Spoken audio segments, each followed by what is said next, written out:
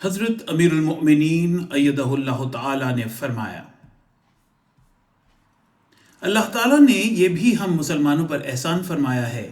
بشرطے کہ مسلمان اس پر توجہ دیتے ہوئے اس پر عمل کرنے والے ہوں کہ قرآن کریم میں مختلف جگہوں پر بچوں کی پیدائش سے پہلے سے لے کر تربیت کے مختلف دوروں میں سے جب بچہ گزرتا ہے تو اس کے لیے دعائیں بھی سکھائی ہیں اور تربیت کا طریق بھی بتایا ہے اور والدین کی ذمہ داریوں کی طرف بھی توجہ دلائی ہے۔ اگر ہم یہ دعائیں کرنے والے اور اس طریق کے مطابق اپنی زندگیاں گزارنے والے اور اپنے بچوں کی تربیت کی طرف توجہ دینے والے ہوں تو ایک نیک نسل آگے بھیجنے والے بن سکتے ہیں۔ اس بات میں کوئی شک نہیں کہ بچوں کی تربیت کوئی آسان کام نہیں،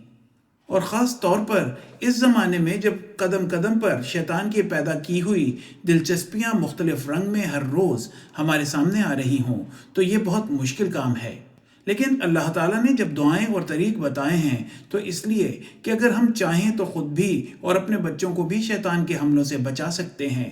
لیکن اس کے لیے مسلسل دعاؤں، اللہ تعالیٰ کی مدد اور محنت اور کوشش کی ضرورت ہے۔ ایک مسلسل جہاد کی ضرورت ہے، اور حقیقی مومن سے یہی توقع کی جاتی ہے کہ وہ اللہ تعالیٰ کے ساتھ جڑ کر اپنے آپ کو بھی اور اپنی اولاد کو بھی شیطان کے حملوں سے بچائے، نہ کہ مایوس ہو جائے یا تھک جائے اور خوفزدہ ہو کر منفی سوچوں کو اپنے اوپر طاری کر لے۔ جب ایک پاکیزہ اولاد کی خواہش ہو تو اس کے لیے دعا بھی ہونی چاہیے، لیکن ساتھ ہی ماں باپ کو بھی ان پاکیزہ خیالات کا اور نیک اعمال کا حامل ہونا چاہیے جو نیکوں اور انبیاء کی صفت ہیں۔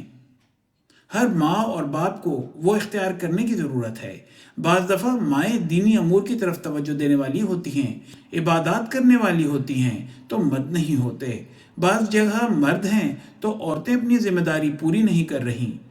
اولاد کے نیک ہونے اور زمانے کے بد اثرات سے بچنے کے لیے ضروری ہے کہ اولاد کی خواہش اور اولاد کی پیدائش سے بھی پہلے مرد عورت دونوں نیکیوں پر عمل کرنے والے ہوں۔ حوالہ خطبہ جمعہ فرمودہ 14 جولائی 2017، مطبوعہ الفضل انٹرنیشنل 28 جولائی 2017۔